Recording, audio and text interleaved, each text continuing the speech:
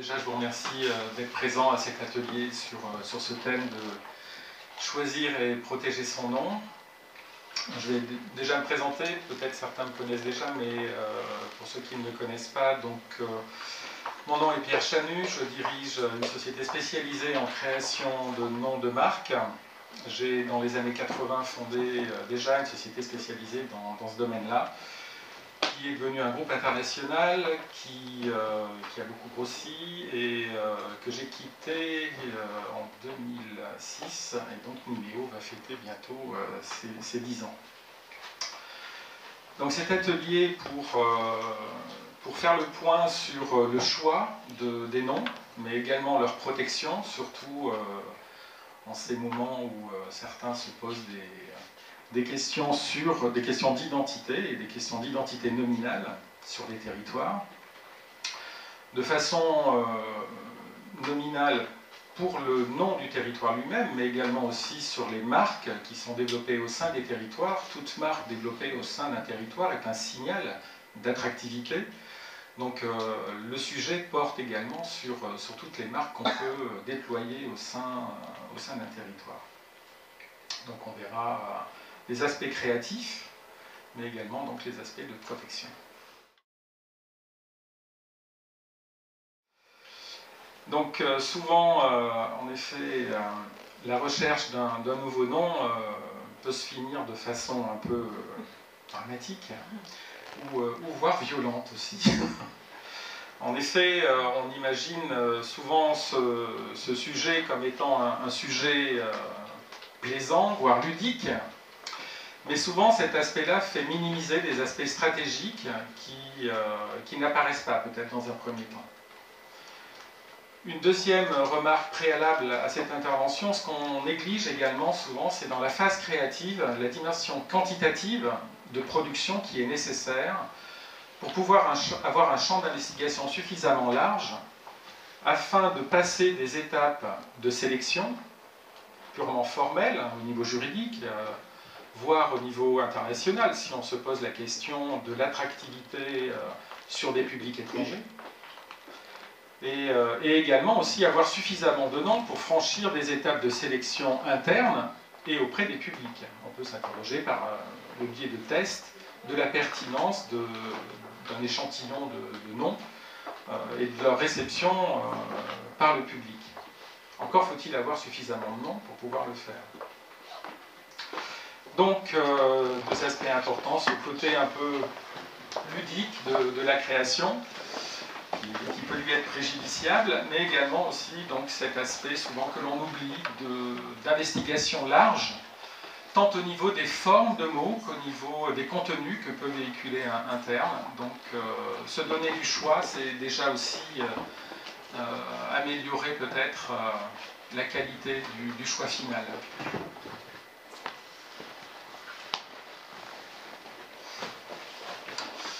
Dans tous les cas, ce sur quoi j'aimerais revenir, c'est sur la méthode.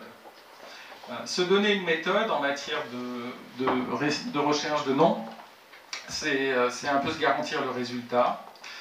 Et on peut résumer une méthode classique de recherche de noms en 4 étapes. Il y a d'abord une étape de définition, de bien définir les objectifs que le nom doit remplir. Et c'est lors de cette phase qu'un phénomène d'imprégnation va se dérouler pour les personnes qui participent aux phases de créativité, mais également aux phases de sélection. C'est également le moment aussi de retenir des critères de sélection. C'est déjà le moment de le faire, c'est-à-dire d'essayer de bâtir presque une grille d'évaluation de la qualité des noms qui seront produits. Une fois que c'est fait dès le début de la recherche de noms, vous pouvez vous en libérer lors des phases de création. Et ça aussi, c'est un principe de créativité. C'est éviter de brider la création par des phases de sélection qui sont parallèles. La phase de sélection, elle est toujours détachée de la phase de production. Donc il faut s'interroger en amont sur des éléments marketing, des éléments formels de sélection, des critères de sélection, pour mieux les oublier lors de la phase de production. Ils reviendront après en phase finale. Donc après cette phase d'imprégnation, donc des différentes personnes impliquées dans une recherche de nom, hein, ça peut être plusieurs types de publics, hein, on va le voir un peu tout à l'heure, et on le voit aussi par exemple dans les démarches qui ont été menées récemment par les régions, d'implication de différents publics dans les phases de production, à la fois des publics, des personnels, des conseils régionaux, mais aussi le public lui-même, hein, des habitants, voire aussi les collèges d'experts qui ont été consultés. Donc cette phase d'imprégnation, elle n'est pas uniquement dédiée aux personnes qui sont à l'origine des noms, mais ça peut être aussi utile de mener cette phase-là sur les personnes qui seront à même de sélectionner, bien sûr, les noms.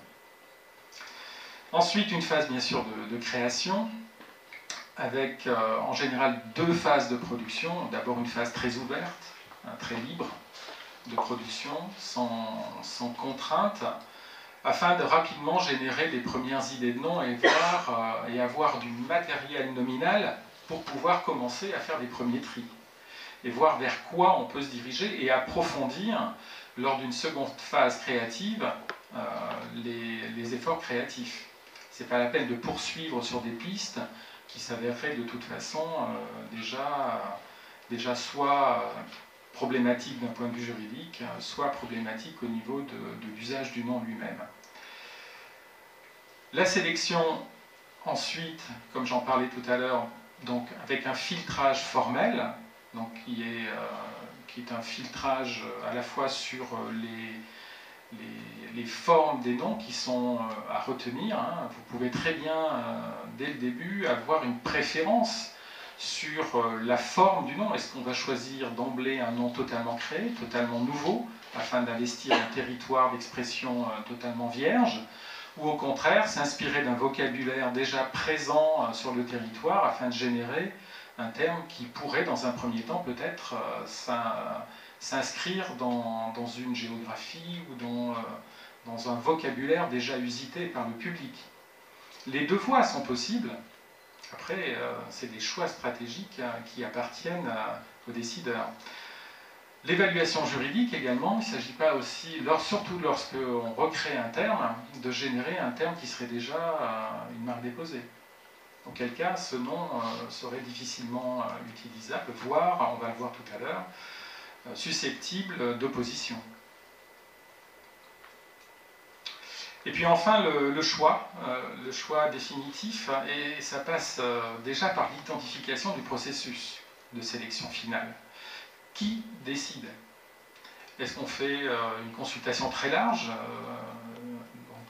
comme on a pu le voir tout à l'heure, j'en parlais, lors des choix des noms des nouvelles régions, ou au contraire, c'est un petit comité qui va sélectionner, et là, en effet, il faut déjà savoir qui est consulté, et peut-être définir même le nombre de noms sur lequel on souhaite interroger le public. Donc on s'interroge sur le processus, et une fois qu'on a déterminé le processus, on peut mettre en place des moyens de choix final, en fonction bien sûr de tous les éléments d'information qu'on a pu récolter en amont. Par exemple, oublier les aspects juridiques lors de cette phase-là peut être dramatique. On l'a vécu il n'y a pas très longtemps, où un nom qu'on n'avait pas recommandé, qu'on avait écarté de nos présentations, a quand même été remis en finale dans une liste, et s'est avéré être un nom qui a été plébiscité en finale. Malheureusement, il présente des problèmes juridiques qui sont maintenant gênants pour son usage. Tu peux avoir un exemple? Non.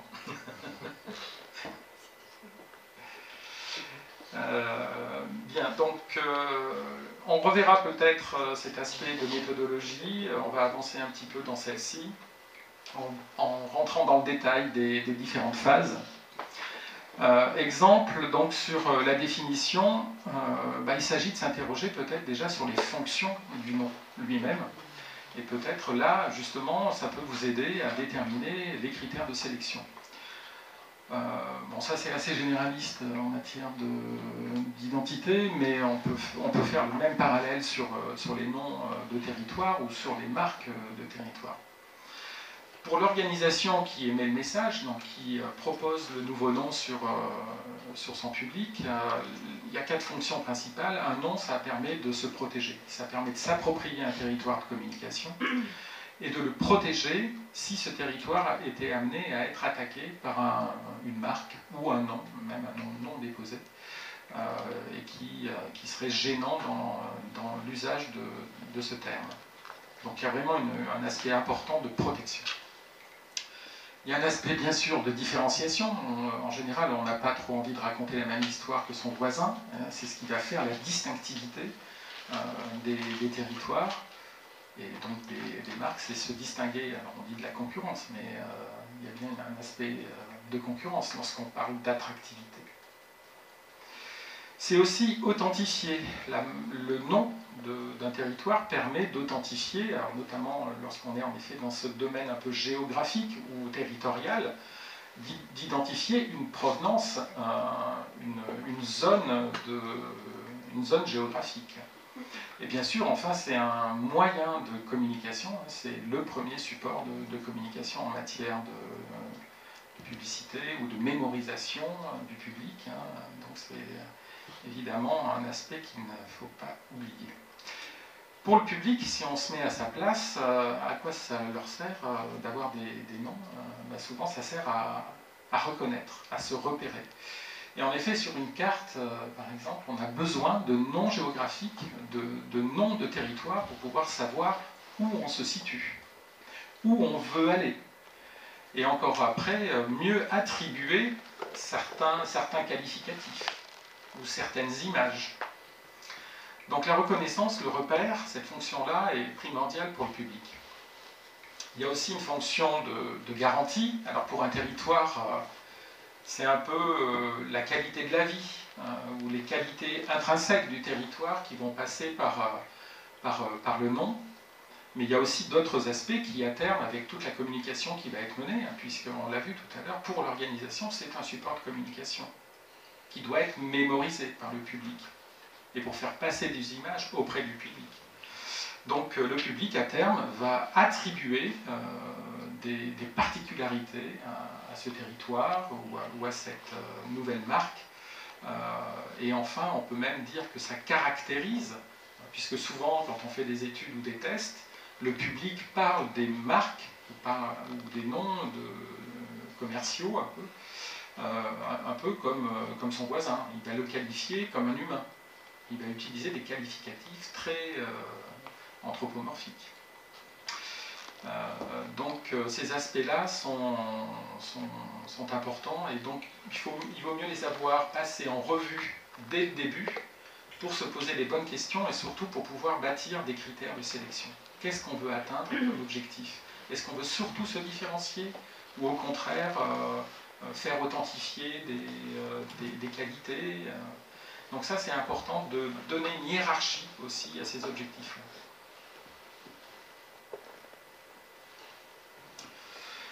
Donc une fois qu'on s'est bien imprégné du sujet, qu'on a bien déterminé les critères de sélection, qu'on sait à peu près où on va mettre tout ça de côté et on va se lancer dans des phases de production. Et comme je le disais tout à l'heure, surtout soyez quantitatifs. C'est dans la quantité, on dit souvent en créativité, c'est dans la quantité que réside la qualité. Si on commence à vouloir rechercher le meilleur nom possible, il y a de fortes chances que vous en trouviez très peu. Donc il faut se lâcher, et c'est pour ça qu'il faut avoir aussi plusieurs phases de production lors de la recherche créative, pour pouvoir élargir le champ des possibles et se donner le choix, ne pas avoir de choix en final un peu par défaut. Donc au niveau de la recherche créative, là, tous les moyens sont bons. On peut faire des recherches en interne, donc vous en pratiquez certainement régulièrement, donc avec les personnels de l'institution. Ça peut être aussi impliquer le public lui-même. On l'a vu par les recherches de nom des nouvelles régions, il y a eu beaucoup de démarches participatives plus ou moins quelquefois menée avec bonheur, mais après il faut s'interroger aussi sur les moyens que l'on met en œuvre et sur les publics que l'on interroge. Par exemple, les lycéens ne sont pas les seuls créatifs dans un public et surtout pas forcément représentatifs de la totalité de la population. Dans certaines démarches, il n'y a eu que, par exemple, des démarches de production par les lycéens qui ont été demandées au public. Et puis aussi, on peut faire appel à un prestataire extérieur. Alors, on peut le voir aussi tout à l'heure, ce n'est pas uniquement au niveau de la recherche créative. On peut aussi faire appel en finale à un institut d'études ou un institut spécialisé en création de noms pour lancer des procédures de test pour évaluer auprès des publics quel est le ou les noms qui se présentent le mieux, qui sont les mieux reçus. Là aussi, il faut s'interroger sur les méthodes. On ne peut pas tester un nom totalement créé à côté d'un nom qui contient déjà de façon sémantique des expressions assez directes auprès du public. Si on les teste en même temps et on les présente en même temps auprès du public, il faut être sûr que le nom créé va être rejeté. Donc là aussi, il y a des process particuliers à mettre en place. On teste rarement des listes de noms, ce que j'ai encore vu assez récemment. On ne présente pas 4 noms au public en lui demandant de comparer les noms. Jamais on se retrouve dans cette situation en tant que public. Lorsqu'on est face à un produit ou à un nom d'un nouveau territoire, on n'a qu'un nom. On ne vous donne pas le choix. Donc en fait, tous les noms doivent être testés individuellement. On reviendra, si vous le voulez, sur les procédures de test. En tous les cas, lors de la recherche créative, ne vous privez de rien. Donc il n'est pas rare, nous, quand on intervient auprès d'une collectivité territoriale, d'animer un groupe de créativité avec le personnel, de lancer une consultation participative auprès du public, et aussi, donc, nos créatifs travaillent en parallèle pour avoir un échantillon de noms le plus large possible.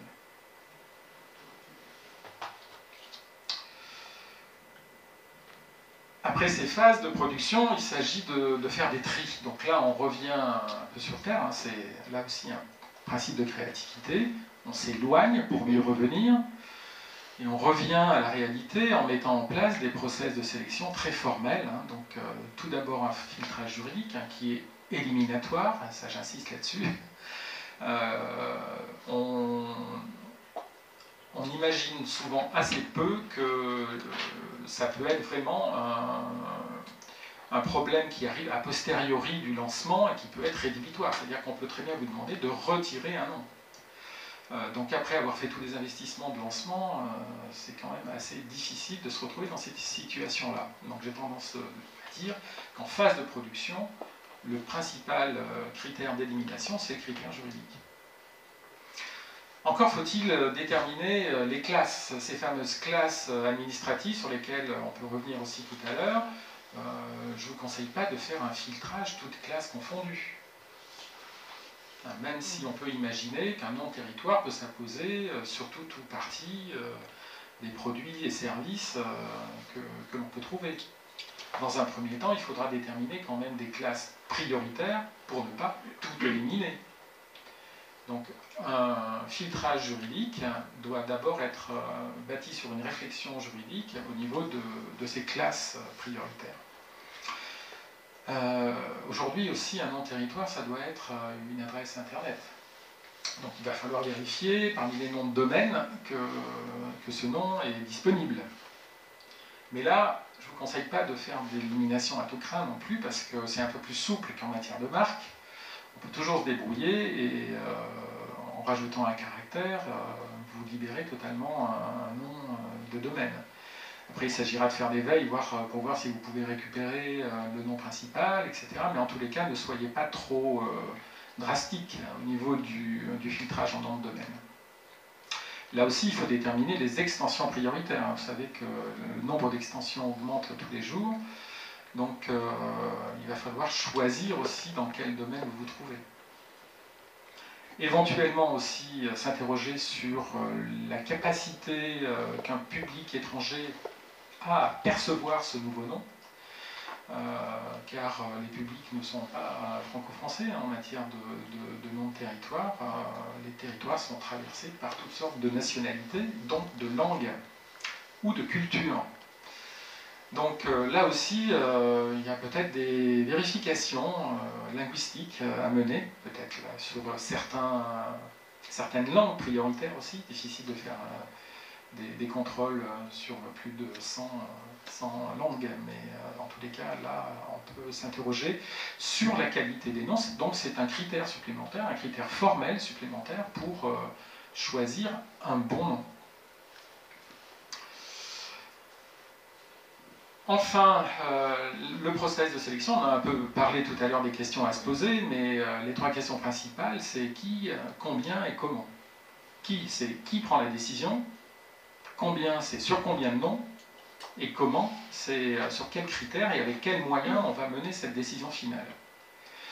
Là aussi, souvent, c'est une dimension qui est assez négligée, c'est-à-dire qu'on pense que tout ce processus va très bien se dérouler, et qu'en final, bien sûr, tous les argumentaires vont être accueillis à bras ouverts ou à oreilles ouvertes. Mais ça ne se passe pas toujours comme ça, parce qu'en matière de nom, et vous devez le savoir, c'est quand même une matière très affective, hein, où la subjectivité est forcément très présente, et donc il va falloir un peu la contrôler. Donc c'est pour ça que j'insiste sur ces fameux critères de sélection. Il faut donner les moyens, par exemple, à un décideur ou à un collège de décideurs qui n'a pas été associé depuis le début, ce qui est souvent le cas, à la démarche. Il va falloir lui donner les moyens de sélectionner aussi le nom de façon un peu plus objective que j'aime, j'aime pas. Donc ça demande de l'accompagnement, ça demande de la sensibilisation, et donc des moyens qui sont à prendre en compte dès l'amont, hein, dès la méthode que vous mettez en place. Donc identifiez bien le process de sélection, hein, et bien sûr les décideurs finaux. En tous les cas, pour donner peut-être encore, pour vous donner encore quelques billes sur les critères de choix, hein, du choix d'un bon nom, on a tendance à dire chez Vimeo que tout d'abord un nom ça doit capter l'attention. Je dis souvent un nom c'est d'abord du son avant d'être du sens. Et en effet, quand vous commencez à apprendre un vocabulaire ou à rentrer en contact avec un nouveau mot, vous passez par un canal auditif avant que ça soit un canal purement déductif et sémiologique. Donc l'impact du nom, alors l'impact, ça peut être phonétique, ça peut être formel, là il y a différents moyens pour dégager de l'impact, c'est surtout en fonction de l'environnement des noms utilisés, l'impact est important.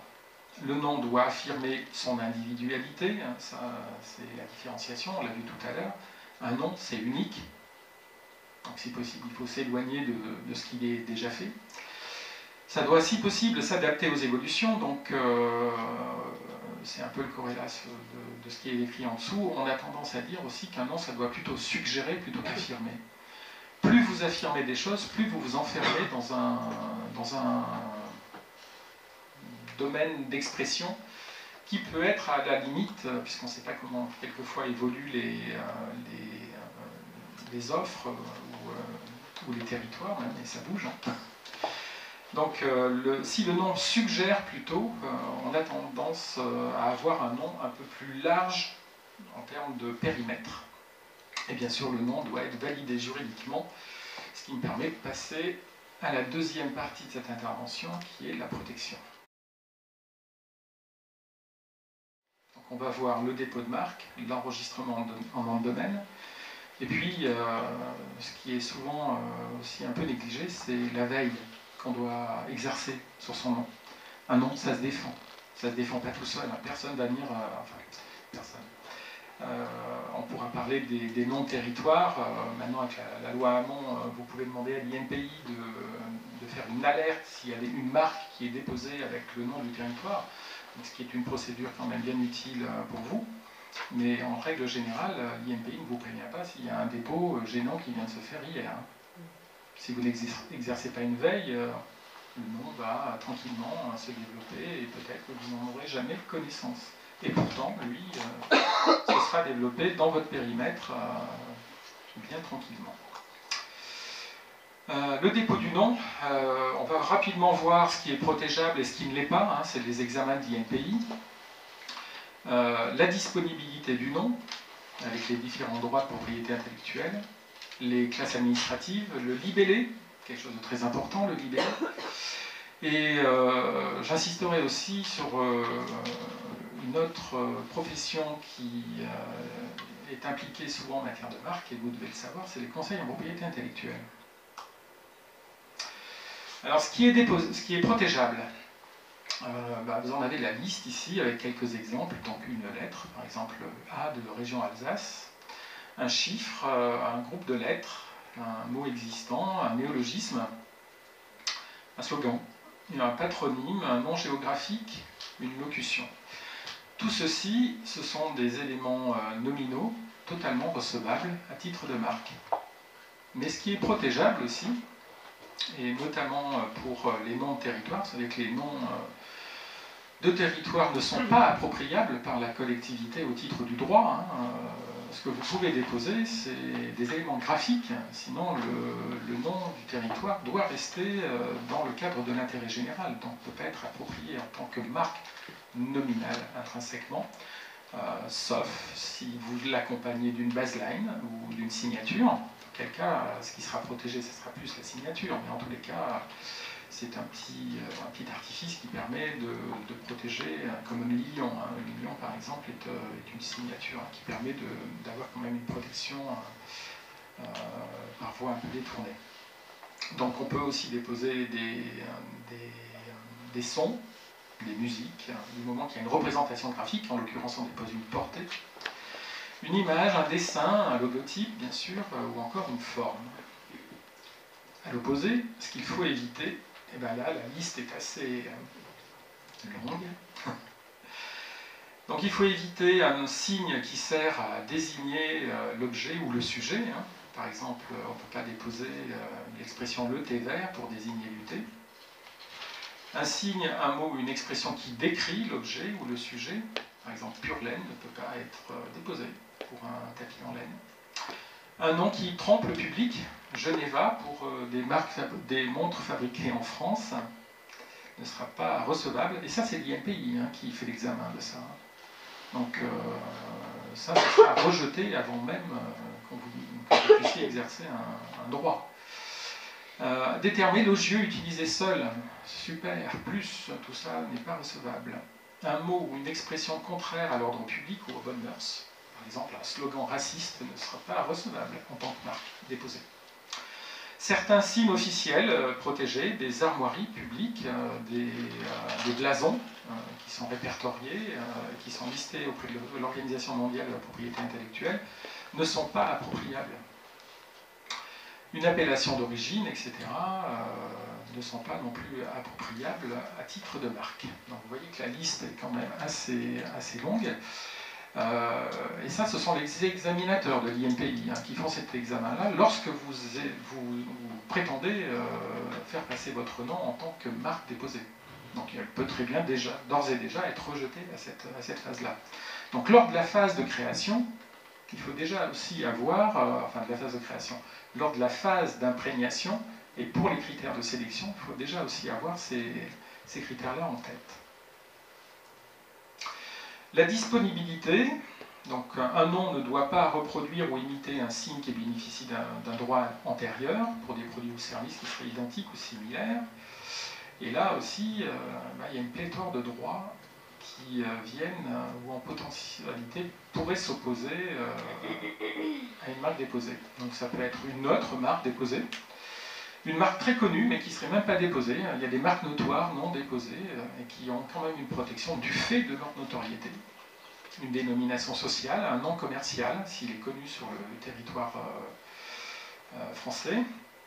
Un nom de domaine, une indication géographique protégée ou un nom de collectivité territoriale aussi. Là, en effet, il y a dans le code de la propriété intellectuelle quand même un début de protection sur les noms de territoire qui intervient ici, ou encore un droit d'auteur pourrait être mis en opposition d'une demande de dépôt. Le dépôt par lui-même, c'est d'abord, on l'a vu même pour le filtrage juridique, s'interroger sur les classes administratives dans lesquelles vous déposez ce nom-là. Alors il faut savoir que les classes, ça n'a pas de valeur juridique. Les classes, ça a été fait en 1964 pour simplifier le travail des juristes, et qu'on s'y retrouve un peu dans la forêt des produits et services qui évoluent tous les jours. Il y a encore quelques années, on ne savait même pas classer les logiciels, ils sont maintenant mis dans la classe 9, c'est les produits électriques.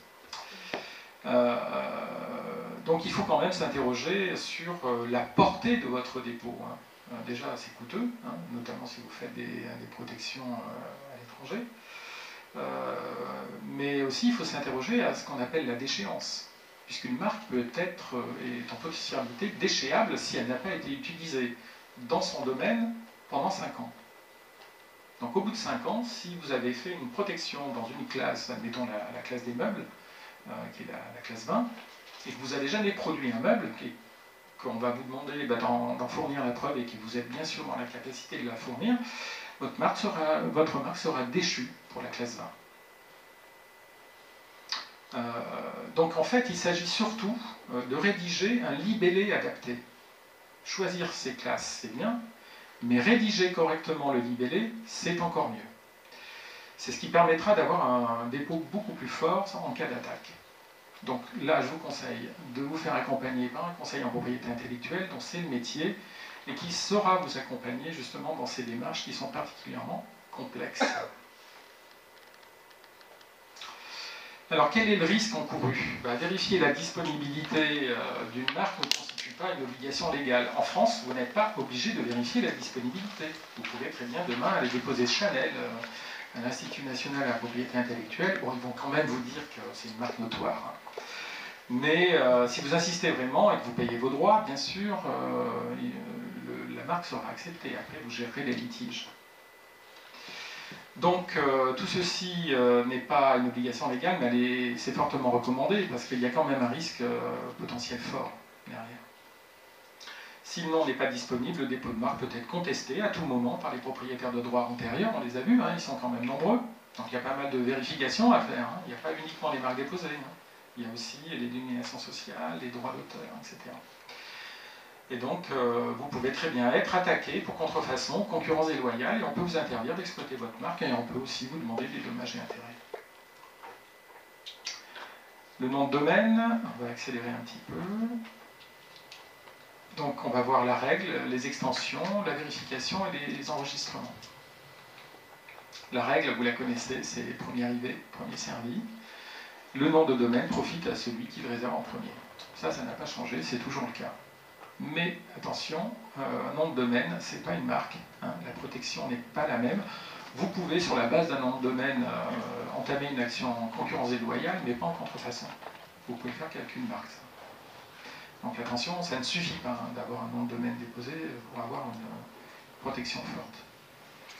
Donc le nom de domaine, c'est un peu pareil que pour les classes, avec les marques, il faut choisir ses extensions, connaître un peu sa sphère d'influence, pour choisir les extensions principales pertinentes, .com, .fr, .eu, .org, mais aussi aujourd'hui s'interroger sur les extensions secondaires qui deviennent de plus en plus nombreuses chaque jour, avec même des extensions qui comprennent des noms de territoires.